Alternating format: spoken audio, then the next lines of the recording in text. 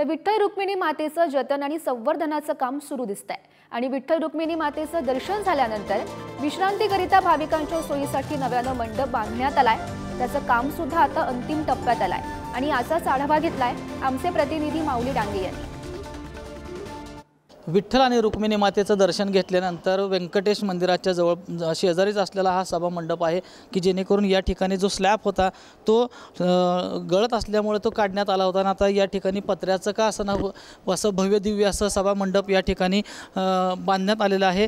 आणि आपण बघितलं तर विठ्ठलाचं दर्शन घेतल्यानंतर याच ठिकाणी भाविक कुठेतरी विश्रांती घेतली जाते आणि याच भाविक इथेच फुगडी खेळली जाते आणि याच ठिकाणी आपण बघितलं तर भाविकांनी दर्शन घेतल्यानंतर विश्रांती घेतली जाते। व्यंकटेशाच्या शेजारी असलेला हा सभा मंडप असेल आता याच मंदिरामध्ये आता तीर्थक्षेत्र विकास आराखड्याचं काम सुरू आहे आणि मंदिराचं जतन आणि संवर्धनाचं काम सुरू आहे। जवळपास ते अंतिम टप्प्यात आलेलं आहे आणि विठ्ठलाचं दर्शन घेतल्यानंतर भाविकांना आता मंदिराच्या बाहेर आल्यानंतर विश्रांती घेतली जाते। नामस्मरण करण्यासाठी हाच तो वावरी आहे, त्या वावरीमध्ये बसून विठ्ठलाचं दर्शन घेतल्यानंतर भाविक आता या वावरीमध्ये आपण नामस्मरण विठ्ठलाचं केलं जातं आणि याच ठिकाणी विठ्ठलाचं दर्शन घेतल्यानंतर भाविक फुगडी खेळली जाते।